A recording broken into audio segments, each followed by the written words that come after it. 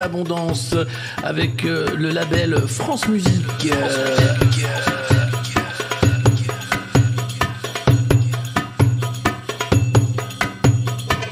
C'est la fin de l'abondance. C'est la fin de l'abondance. C'est la fin de l'insouciance. C'est la fin de l'insouciance. Le début de la souffrance.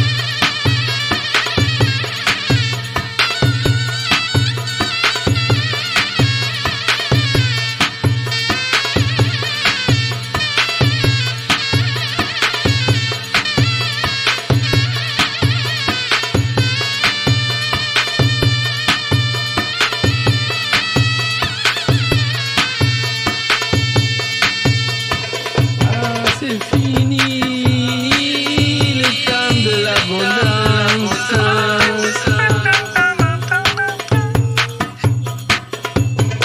C'est fini le temps de la souffrance.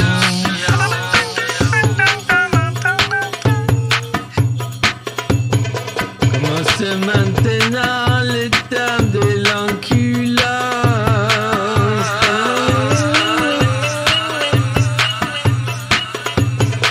Allez, viens, je veux que tu danses. Cher Macron, cher Macron, cher Macron. Et cela, pas simplement depuis cet été, ces dernières années, la fin de ce qui pouvait apparaître comme une abondance, celle des liquidités sans coût, celle de la fin de l'abondance de produits, de technologies qui nous semblaient perpétuellement disponibles, la fin de l'abondance de terre ou de matière, et celle de l'eau également, et c'est, je dois le dire aussi, la fin pour qui en avait d'une forme d'insouciance. Et moi je veux que tu danses avec moi. Et moi je veux que tu danses avec moi. Et moi je veux que tu tendes ta main. Je veux que tu dises que tout va bien. Et moi je veux que tu danses avec moi. Et moi je veux que tu danses avec moi. Et moi je veux que tu tendes ta main. Je veux que tu dises que tout va bien. Tout va bien. C'est fini le temps de l'abondance. C'est fini le temps de l'insouciance. Maintenant commence la danse. Viens danser avec moi.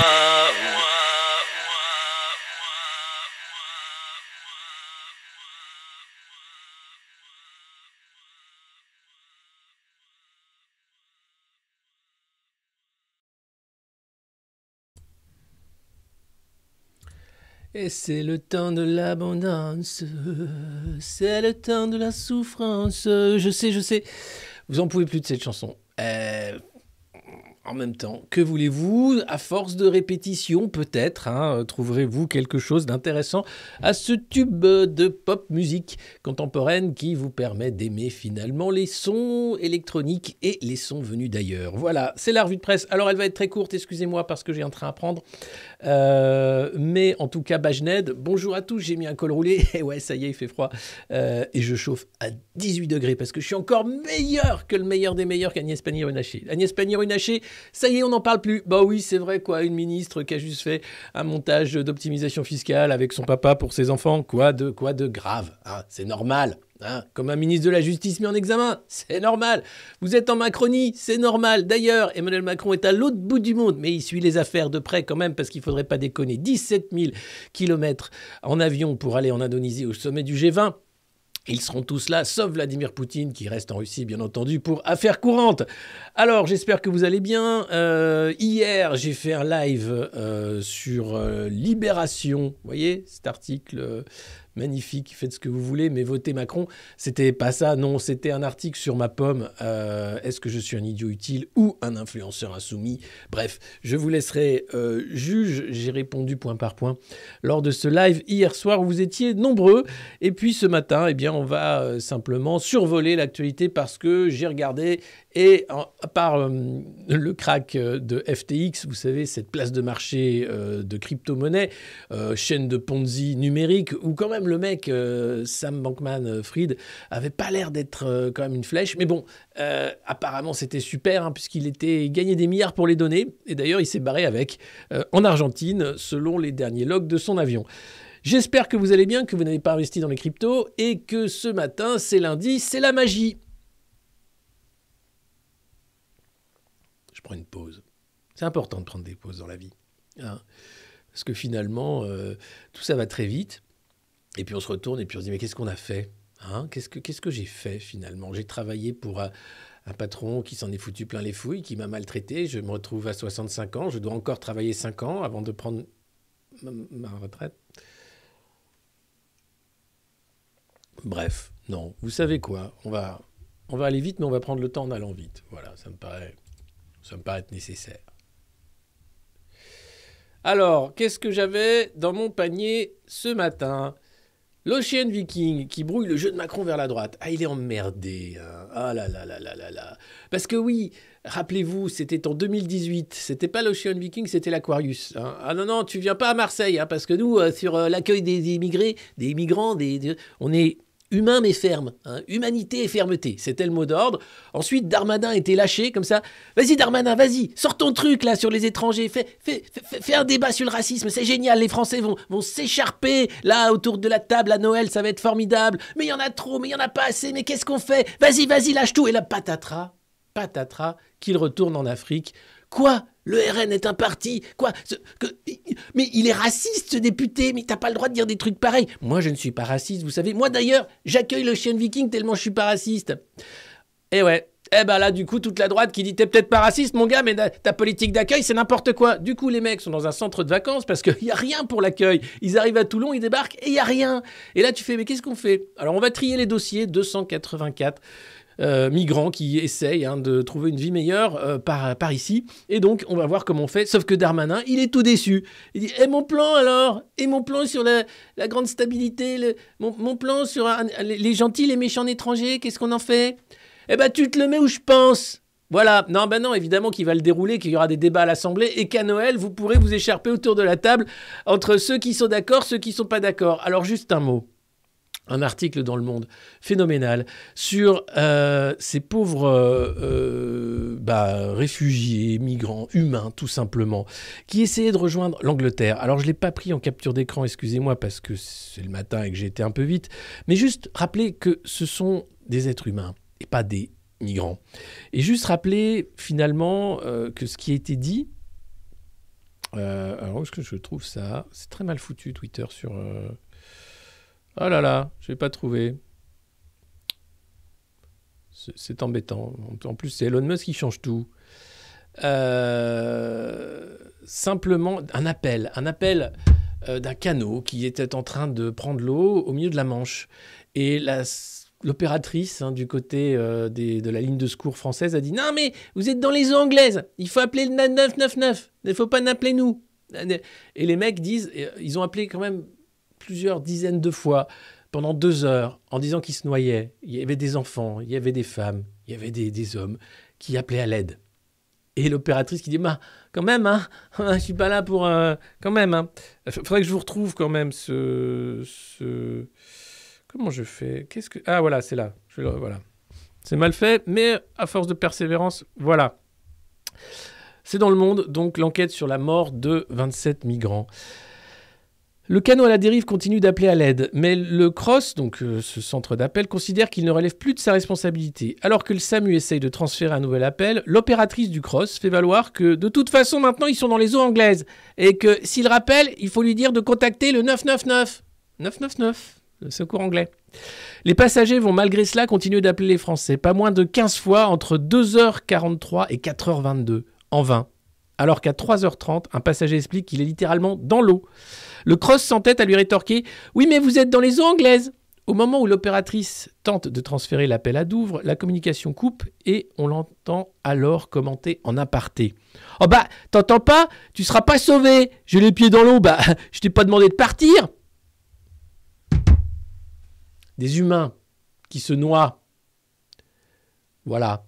Donc après, on peut avoir tous les débats qu'on veut hein, sur le grand remplacement, le submergement migratoire, sur ce que vous voulez, mais à un moment, on va pas laisser des gens se noyer. On va pas les laisser non plus dans leur merde. Et ça, ce débat-là, vous allez l'avoir, vous inquiétez pas, il sera rance, il sera terrible, ce sera à l'Assemblée nationale. Et je suis bien content que Emmanuel Macron soit bien emmerdé puisqu'il peut plus draguer la droite parce que moi, je suis pas raciste, moi. Attendez, c'est eux le RN, les méchants. Maintenant, je vais faire toute ma politique comme eux, mais sans le dire. Donc ce débat-là mériterait quand même un peu plus de tenue que ce qu'on voit et les débats. Alors en parlant de tenue, c'est raté, hein, c'est dans le Figaro. Schiappa, eh oui, alors on l'a vu oublier, hein, elle s'est quand même globalement bien fait oublier. Alors elle fait plein d'événements, machin, mais elle passe plus trop à la télé. On dirait calme-toi, écris ton livre tranquille. Elle va sans doute sortir un bouquin. Mais là, non, elle sera partie prenante de la prochaine campagne de 2026 à Paris. Elle explique que oui, mettre la ville sous tutelle, on pourrait le faire parce qu'Anne Hidalgo fait n'importe quoi, que c'est en train de devenir Disneyland, mais en même pas drôle, en plus sale, et que franchement, elle a un plan pour Paris, mais elle ne voudrait pas prendre la tête non plus du truc. Elle veut s'inspirer du printemps marseillais, c'est-à-dire faire travailler des gens pour se faire élire, et ensuite, te faire rouler en trottinette.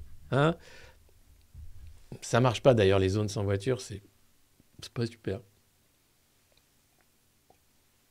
Je sais pas si vous avez remarqué, mais Paris, c'est quand même un beau bordel en ce moment.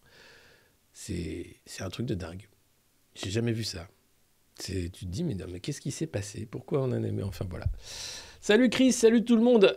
Comme je le disais, c'est une courte revue de presse qui va se terminer dans une vingtaine de minutes. Donc, soyez alertes, hein, soyez prêts à partir à tout moment. Soyez prêts à répondre à un appel. Vous pourriez peut-être gagner la valise dont le montant est de 3 badge-ned et 2 t-shirts Je suis féroce. Oui, alors je vais appeler donc un abonné du Monde Moderne. Vous vous rappelez de la valise?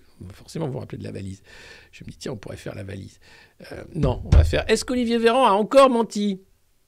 Non, il a expliqué hier sur le plateau de BFM, je vérifie pas, j'ai pas pris non plus la vidéo parce que j'ai fait ça à l'arrache ce matin, que le tri n'existe pas, mais qu'il y a une organisation des soins graduée et différenciée en fonction de la charge sanitaire dans un endroit.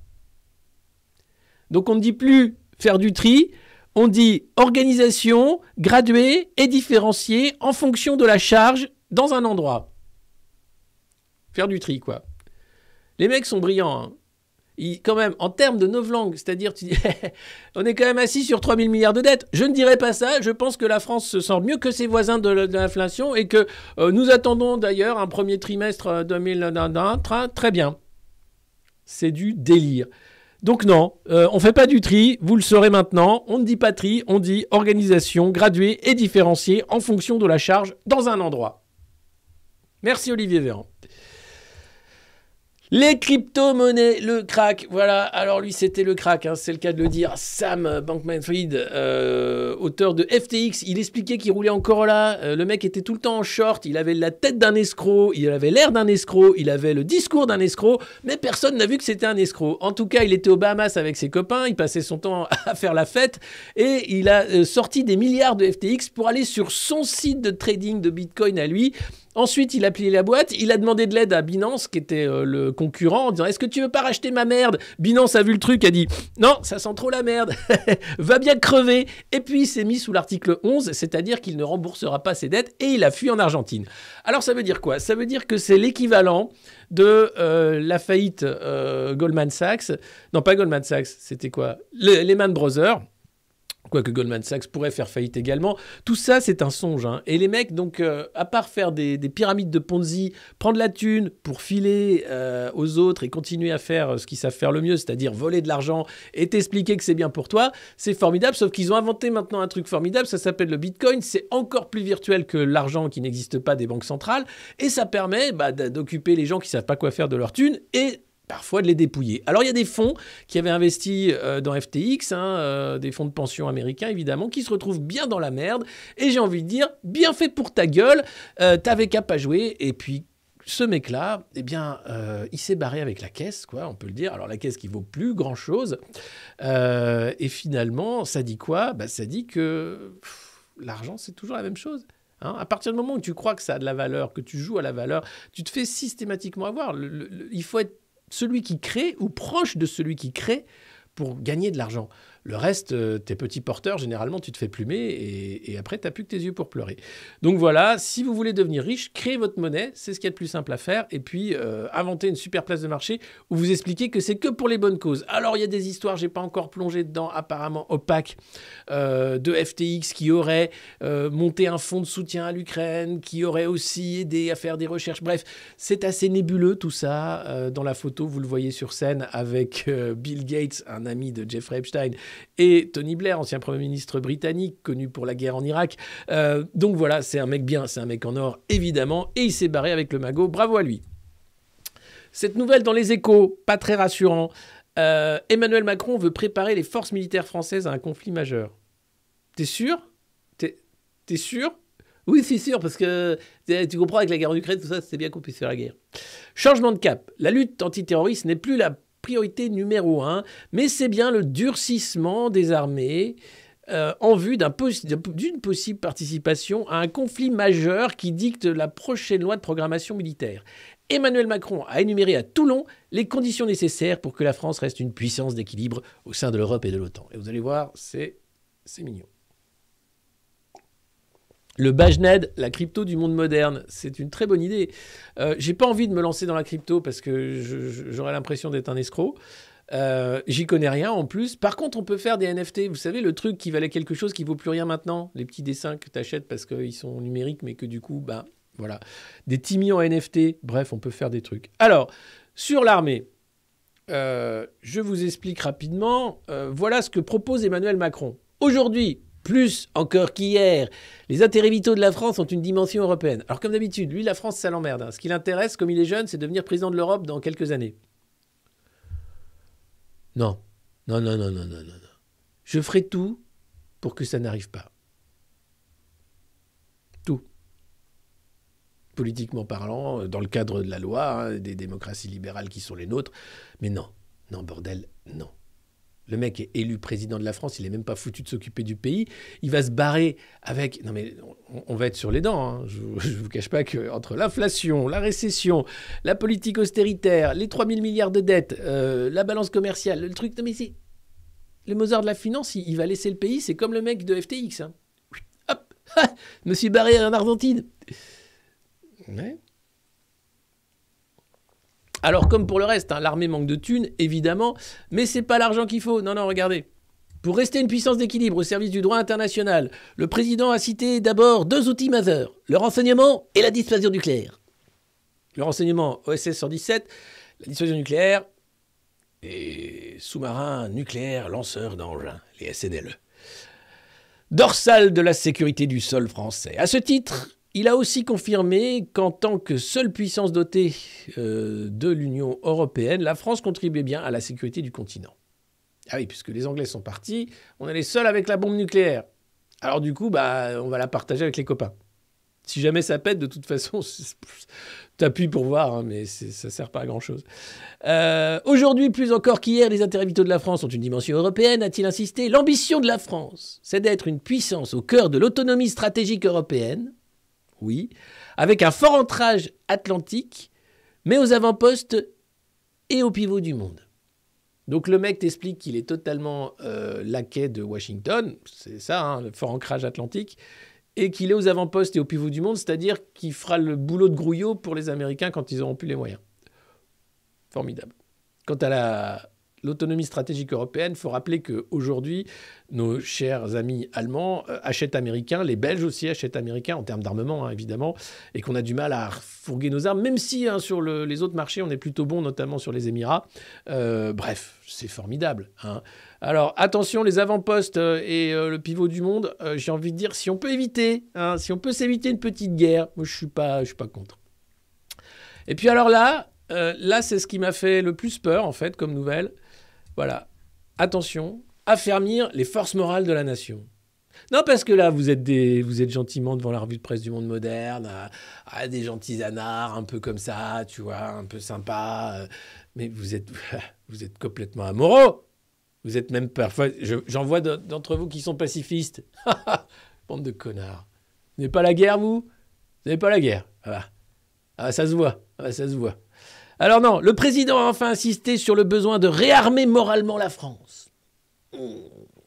D'abord, en développant une nouvelle fonction stratégique d'influence, ça s'appelle de la propagande, afin de mieux contrer les campagnes de dénigrement de la France à l'œuvre dans plusieurs pays. Donc il va faire de la propagande, évidemment, ce que font tous les États. La France le fait. D'ailleurs, elle s'était fait lever dans un pays africain parce qu'elle utilisait Facebook avec plein de faux comptes, des fermes de trolls, pour le compte du ministère de la Défense et de la France, pour faire de l'influence. Hein, donc voilà, c'est du spin, c'est la guerre de l'influence, on est en plein dedans. Hein. Donc les Russes sont tout le temps montrés du doigt, mais il faut savoir que tous les pays font ça, notamment les États-Unis. Je vous citerai simplement l'opération Mockingbird, qui était une opération de la CIA pour infiltrer les rédactions et faire en sorte que les journalistes écrivent dans le bon sens de l'oncle Sam. C'est pas nouveau, c'est vieux comme le monde et ça fait partie des outils de puissance et des outils de lutte, de guerre, d'influence stratégique d'un pays. Alors, il s'agit aussi de se doter d'une force de mobilisation. Ah là, ça devient un peu plus piquant. Oui, c'est l'objet du dialogue avec les industriels de la défense pour passer à une économie de guerre. Alors ça, c'est génial parce que Jacques Attali a fait un article sur nous devons passer en économie de guerre. Il expliquait qu'on devait passer en économie de guerre il y a ça quelques mois. Et ça y est, Macron obéit, il est gentil, il est content comme tout, il le fait. C'est génial. Parce que Jacques Attali expliquait que, compte tenu de l'état actuel du monde, nous devions passer dans une économie de guerre. Je ne vois pas comment nous pouvons faire l'économie d'une économie de guerre. Alors qu'il reste bien sûr pour le vivant, pour l'humanité, pour le bien de l'économie positive, mais globalement, il est question maintenant de revoir totalement les forces productives pour se mobiliser au sein d'une économie de guerre. Alors sur l'économie de guerre, un seul mot. Herbert Marcuse, j'en parlais hier, nos sociétés technologiques du contrôle ne vivent que pour le bien-être et la guerre. C'est antinomique, mais c'est comme ça que ça fonctionne. C'est-à-dire mobiliser toutes les forces productives dans l'idée d'une guerre et faire en sorte qu'il y ait l'illusion de bien-être dans la productivité, dans l'enfermement, dans l'aliénation, en mobilisant toujours avec cette potentialité de la guerre. C'est pour ça qu'on dépense autant de milliards pour la guerre et si peu pour la santé ou l'éducation. C'est formidable. Alors, il y a plein d'autres alternatives, mais malheureusement, on n'a pas le choix. Alors, qu'est-ce qu'il explique ? Comment on va mobiliser avec les industriels ? C'est l'objet des projets de doubler le nombre de réservistes en France, par exemple, et de généraliser à une classe d'âge entière le service national universel. Vous savez, le SNU, le truc où Gabriel Attal était tout fier avec son petit t-shirt blanc de gardien de Super U, où les mecs, t'as l'impression qu'ils sont là pour apprendre les bases des métiers de sécurité et de vigile. Ils chantaient la Marseillaise sous la canicule, les gamins, et ils tombaient comme des mouches. C'était impressionnant. Après, ils ont dit non, mais on va arrêter de vous apprendre la Marseillaise, vous ne savez pas chanter. Ce qu'ils nous préparent est effrayant, oui, absolument. Ce qu'ils nous préparent, c'est tout simplement la guerre. Parce qu'ils ne savent faire que ça. Et c'est pour notre bien, rassurez-vous, c'est pour notre bien. Alors, une chance, c'est qu'en ce moment, on voit que ça discute quand même sec, sévère, pour terminer au moins le conflit ukrainien et faire en sorte que les partis en présence se mettent d'accord avant l'hiver. Ce serait formidable, je ne sais pas si ça va arriver, mais on voit qu'à Washington comme à Moscou, ça discute et que Zelensky a un peu limité ses apparitions. Bon, c'est Sean Penn qui allait avec ses gros biscottos lui remettre son Oscar en disant « Tiens, tu me les rendras quand tu auras gagné. » Non. T'as vu, j'ai un t-shirt qui est plus serré que le tien. Et du coup, Zelensky, il avait mis un sweat, il voulait pas passer trop cool. Il fait chier, lui. Il passe 8 heures par jour à la gym, quand même, cet enculé. T'as vu les biscottos qu'il y a ? J'ai pas le temps, moi, j'ai des vidéos à faire. Lui, il fait que de la gym. À 8 heures par jour. Aïe. Non, mais regardez la gueule de Sean Penn, ça fout les boules. Sous stéroïdes, ouais, c'est ça. Captain America. Donc oui, il nous prépare la guerre. Alors c'est à nous de la refuser, tout simplement. Hein. Et c'est à nous d'être plus nombreux à la refuser. Donc soyez vigilants. Attention, cette économie de guerre, c'est de la douille. Et il nous prépare un sale coup. C'est assez évident puisque quand la fraude, enfin l'escroquerie financière est dévoilée, systématiquement, l'aristocratie financière a la même stratégie, la guerre, pour effacer les traces et pour recommencer à zéro. Et c'est toujours les mêmes qui trinquent. Généralement, ce n'est pas les mecs qui ont de la thune qui sont en première ligne et qui se font déchiqueter sous le coup des bombes. C'est rarement eux. Non, généralement, eux, ils se retrouvent après avec un café pour signer des accords de paix en disant « Bon, c'est bon, on en a tué combien ?» Oh, dis donc, t'en as perdu un paquet, toi. Eh ben, tiens, ouais. Tu me files la Crimée, par contre, t'es gentil. Merci. Voilà. C'est sale, la guerre. Mes 6 premiers mois de Modernos sont assez flippants quand même. Merci Alexis, Dinatropie. Alors n'ayez pas peur, ne prenez pas tout ça trop au sérieux, mais globalement, soyons vigilants et n'hésitez pas bien sûr à partager le lien de cette revue de presse, ce stream, à vous abonner ici sur Twitch, sur YouTube et ailleurs, à faire en sorte que nous soyons plus nombreux à être vigilants parce que je ne suis pas d'accord avec cette économie de guerre que nous propose Emmanuel Macron. Ça sent quand même fortement la douille. Même loin, Macron veille. Non, laisse, on s'occupe de tout.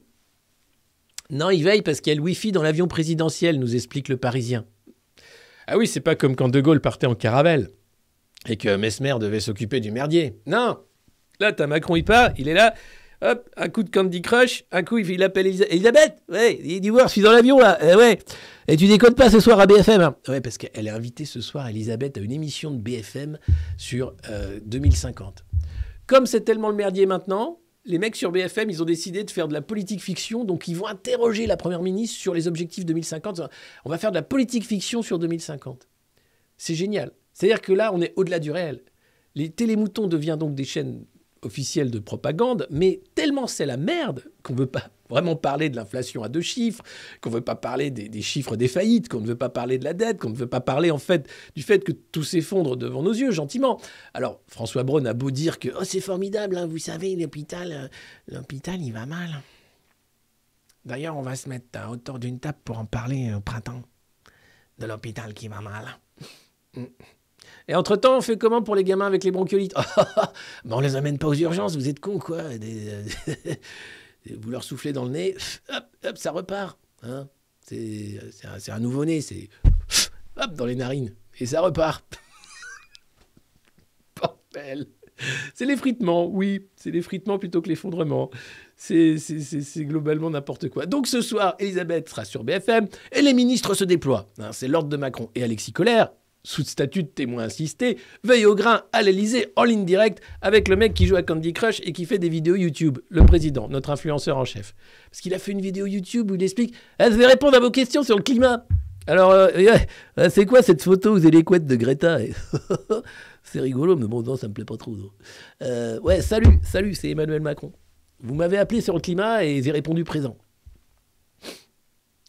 J'ai fait une convention citoyenne et maintenant je fais des vidéos YouTube. Et ça, c'est grâce à vous. Bordel. Pendant que le ministre de la Santé t'explique qu'il ne faut pas emmener les gamins aux urgences s'ils ont des bronchiolites parce qu'on ne fait pas le tri.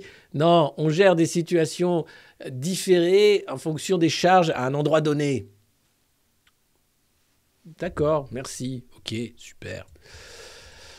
Sinon, côté ELV, après l'exfiltration de Julien Bayou suite aux attaques de Sandrine Rousseau, qui voudrait bien prendre la tête du parti, eh bien, il y a une candidate transgenre. C'est la première candidate transgenre à briguer la tête d'un parti. C'est formidable, c'est ELV, et elle a bien raison de le faire, parce qu'elle pourrait déborder, du coup, Sandrine Rousseau sur tous les sujets. Et là, ce serait patatras. Donc, ELV va se mettre d'accord. C'est un parti, quand même, qui représente l'avenir, puisqu'il s'occupe du climat et de toutes les luttes importantes du moment. Et donc voilà, c'était dans le Parisien aussi, en disant que voilà, c'est quand même formidable le débat démocratique. Et c'est vrai que ELV, vous pouvez dire ce que vous voulez, c'est un parti ultra démocratique. Tu votes, tu machin, Après, bon, ça commence à devenir très, très tendu, hein, le débat interne, mais globalement, ils peuvent faire des trucs assez dingues, et c'est pour ça qu'on les aime d'ailleurs. Et puis, Kherson libéré se prépare à compter ses traîtres. Et là, ça va sans doute être un carnage. Les Russes ont choisi de se retirer de Kherson. Victoire pour les troupes ukrainiennes. Seulement voilà, les Ukrainiens qui libèrent la ville vont faire le tri. Alors, il restait quelques personnes à Kherson. La ville avait été globalement évacuée. Mais sur ceux qui sont restés, environ 20% ont collaboré avec l'ennemi russe. Et ceux-là vont prendre cher. Alors, les troupes ukrainiennes se veulent rassurance. Non, non, nous n'allons pas les massacrer, nous allons simplement leur expliquer à notre façon ce qu'ils ont fait. Donc le à notre façon n'est pas très très rassurant. Donc voilà, c'est la guerre. Comme je vous le disais tout à l'heure, la guerre c'est de la merde. Et c'est rapidement que j'espère qu'elle prendra fin, que ça fait beaucoup de queue, mais que voulez-vous, c'est comme ça, c'est la revue de presse. Parfois on parle mal. Le pardon ukrainien, ouais, le pardon tout court. En tout cas, comme je vous le disais, c'était une courte mais intense revue de presse. Parfois, ce format-là vous permet aussi de vaquer à vos occupations et de ne pas passer 1h30 devant un idiot qui s'agite et qui raconte n'importe quoi derrière un micro. Eh bien, ça change. Là, vous avez toute votre matinée pour pleurer, pour être vigilant face au réarmement moral de la France. Ouais. Comment on va se réarmer moralement? Ça, c'est une vraie grosse question. Moi, je doute qu'on puisse se réarmer. C'est foutu. C'est foutu, pas avec ces gens-là. Hein. C'est bien. Un idiot utile. Ouais. Bon, je vous invite à voir le replay de la mise au point d'hier qui est sur YouTube. N'hésitez pas, bien sûr, à vous abonner un peu partout. Et puis, on se retrouvera dans la semaine, sauf mercredi. Je ne pourrai pas être aux manettes de la revue de presse. En tout cas, vous pouvez aller vous recoucher. Ne passez pas une journée trop productive. Déconnez pas, déconnez pas. Je sais qu'il y en a qui écoutent cette revue de presse au travail. Je sais qui vous êtes. Et j'ai déjà donné les noms à vos employeurs. Mais non, je déconne. Mais quand même, j'ai eu des demandes dans ce sens-là. Non plus, je déconne. Oui, moi, voilà. Et voilà. Et tous, ils sont là, ils sont contents d'écouter la revue de presse au travail. Bordel. Je vais avoir des emmerdes, moi. D'ailleurs, oui, je vais sans doute avoir des emmerdes. On en parlera plus tard quand ce sera public. Pour le moment, c'est des courriers. Tout va bien.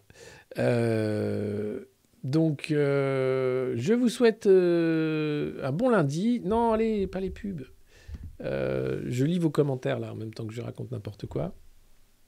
En télétravail, on fait ce qu'on veut. C'est beau, ça. Mais attention, le télétravail, c'est quand même du travail. C'est comme les tracances. Attention. Cette idée de dire qu'on ne va pas travailler quelque part, mais finalement, nous sommes le travail, et c'est le travail qui vient chez nous. Attention. Après, il y a les mecs qui triment, les magasiniers, les grutiers et tout le monde. Non, mais rien. C'est pas, vous inquiétez pas, hein, c'est des trucs sur des histoires de marque, c'est rigolo. C'est rien.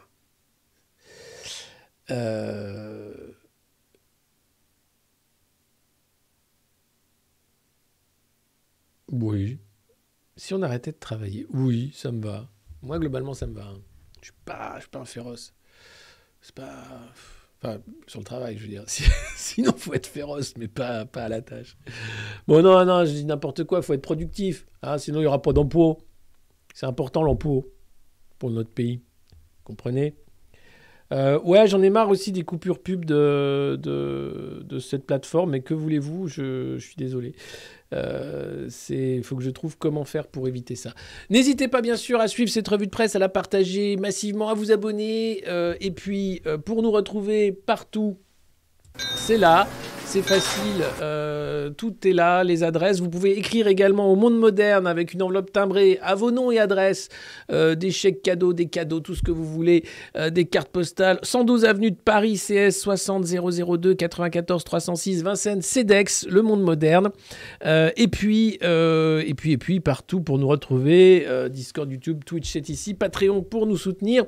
Et partout, bien sûr, le bouche à oreille pour dire que c'est formidable Le Monde Moderne et que vous adorez cette revue de presse, même si elle est parfois déjantée, parfois trop courte ou parfois trop longue, eh bien, il en faut pour tous les goûts. Voilà, j'ai envie de dire, ma bonne dame, c'est comme ça. mon bon monsieur.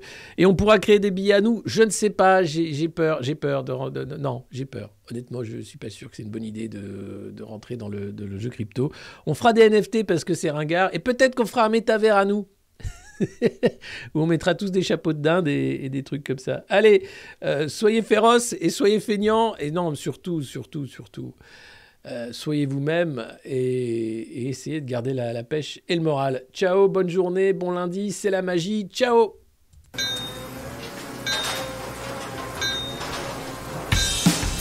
Dis père, peux-tu me chanter cette chanson, vieux macroniste? Nous la chantons tous les jours presque à la nuit. Bien sûr, Timmy.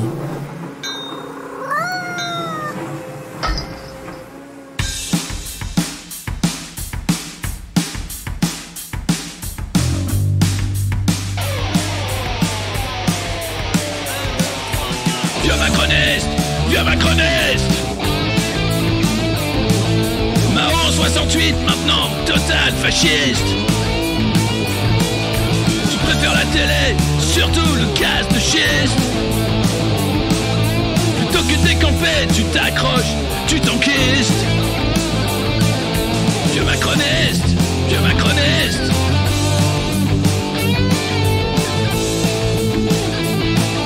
J'espère que tu mourras dans ton vomi. Vieux macroniste, arrête de nous faire chier, toi et tes amis.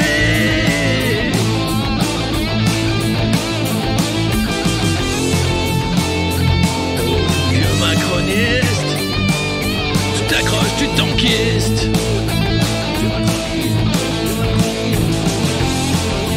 À la retraite depuis 15 ans, les autres tu t'en fiches.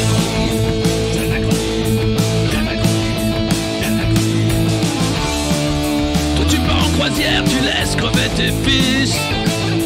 Le climat c'est une blague, la France tu la fistes. Vieux macroniste, j'espère que tu mourras dans ton vomi. Arrête de nous faire chier, toi et tes amis. Oh, tu te crois VIP mais t'inquiète t'es sur la liste. Manu va pas te rater, tu vas voir comme ça glisse. 75 ans de conneries mais demain c'est fini. Profite encore de la vie tant que tu sens pas la piste. Vieux macroniste,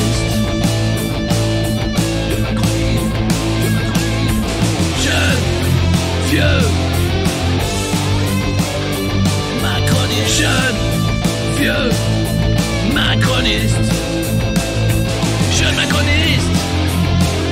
Putain c'est la chialance, t'as déjà une vie triste.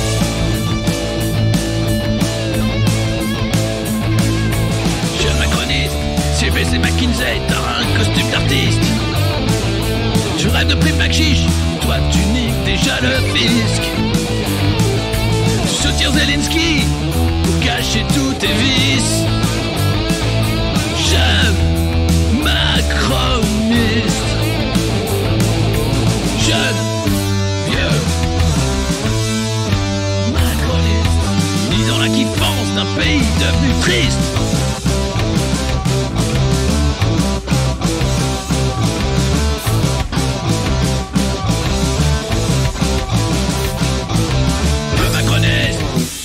Ah, ça c'est de la chanson comme on aime ici.